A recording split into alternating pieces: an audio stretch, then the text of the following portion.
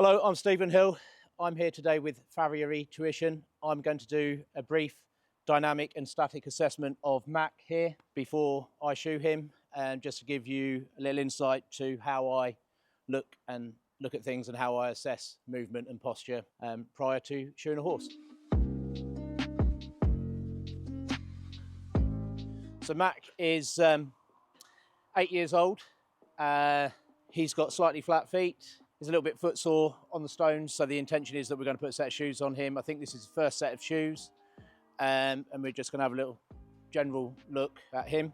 He is, as I stand at him from the side, I can see that he's camped under in front slightly. He's got a little bit of a cresty neck, but not too bad. I just feel these muscles here, you can see he's a little bit tense. Could be because he's feeling his front feet a little bit. So I'm looking down the foot, I can see, as I said before, he's slightly flat-footed. There's a little bit of foot to come off here, but it's all quite splayed, so they need tightening up slightly. The frog just needs a little bit of a tidy up, mainly here in the buttress region. You can see the horse is quite toe in as well. And I hang the limb directly under the elbow. I also take the limb forward. Down the limb I can see, as I said before, the foot is rotated inwards, and when he stands there you can see he's quite toe in. I then look at the back legs, a little bit flat-footed, slightly low heels, but not bad feet really, just again need tightening up, tidy up these frogs a little bit, touch more flare on this outside, a little bit of toe on here, not a lot of heel, but generally quite good. When I assess hind foot balance, I like to look through the limb, so I'm looking through the phalangeal axis, and I can see there's more on the outside than there is on the inside. I don't know if you want to come in and have a little look down. You can see there's more on the outside, which would correspond with the flare on that lateral side on the outside. I look at this foot as well, and I can see there's a little bit of a dip, only slightly, which may indicate that the foot may not be bearing weight evenly. And again, the heels aren't particularly high, a little bit of toe on, not going to get into the sole too much. Address this flare.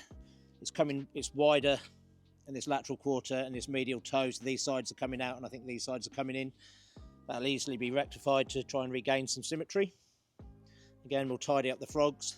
Again, when I look through the phalangeal axis, I see that the lateral side is a lot wider, which may indicate that that's high, which goes along with what I'm seeing with the slight doke in the hoof wall in the lateral toe quarter. Exactly the same with this foot. The first thing I notice with this foot is it does appear to be quite lateral high. The horse's limb, when I hold it in a neutral position under the elbow, it's definitely lateral high throughout here. A little bit more flaring on the inside toe.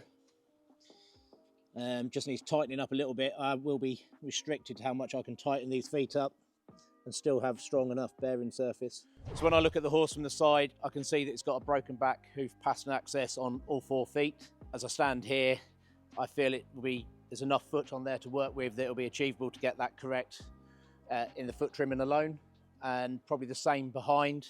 I think we have enough foot to work with. I think we can get that horse stood up quite nicely. There's nothing untoward that's worrying me about this horse.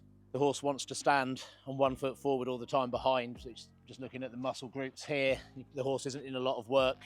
Will change when he gets shoes on. I think he'll be doing more work, and I think this back end will increase in size. Okay, we can see when we put a T-square on the limb, there is a lot more lateral heel and toe, this lateral side. The inside is a little bit low, but enough foot to work with on here. We look at the symmetry of this horse's foot. There's more flare on this inside toe, this outside quarter.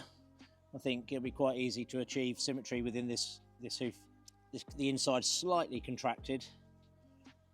When I put the T-square down the centre here, just looking, it's slightly contracted here. There's flare here all the way round, but more so in the toe quarter. A little bit of flare on here, but not as much. So it also indicates that this is probably landing on the outside first. And the proportions of the foot isn't too bad. We've got a bit of foot on here that will bring it back. And if we're trying to get the 50-50 proportions around the coffin joint, we'll be looking at the widest point here back. I think that will be achievable with foot dressing and shoe placement. So when I'm looking for dynamic assessment, I'm looking primarily for soundness. I'm looking for footfall and loading, and the horse is walking away. I can see that it's concentrate on the hind feet as it walks away. I can see it's landing lateral side first. As he turns the horse around, pushing the horse around correctly. As he comes towards me, it's landing fairly level, it looks, on both front feet. Yeah, the left fore is definitely landing outside first and slightly, but doesn't look too bad. Quite easily, level footfall will be quite easily achieved here, I think. So we're now watching the horse trot. Primarily we watch a horse trot to assess soundness. The reason we use trot is because it's the only symmetrical gait. It's a 2-beat gait. If a horse is lame behind, you often find more hip hike on the side that is lame. So there's greater movement on that hip. And when a horse is lame in front, the horse's head goes up to move the centre of the horse's body weight back as the lame limb starts to bear weight. So that's primarily what we're looking for. Footfall at trot is often harder to see, but trot can exaggerate a horse's movement. If it's winging in or winging out, the faster speed sometimes can exaggerate it, but sometimes it can also engage the horse's muscle more and stop them from having a medial or lateral swing with either limb. So this horse looks fairly sound when we actually watch him. A little bit lethargic, but he's not looking too bad. Finished here in Mack now, and we put some nice wide shoes on. Tried to regain the symmetry, tried to regain the level footfall. Behind, similar. Where he's a little bit unhappy behind, we've softened the outside toe with a linisher.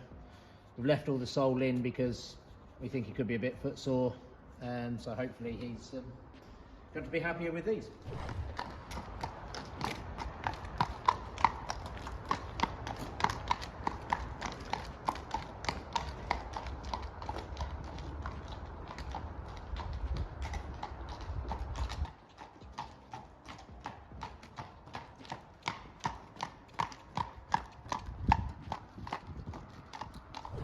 Thank you for watching, guys. I hope this is of interest to you all, and it's always fun working with Farriery Tuition and Jay, so look forward to seeing you next time.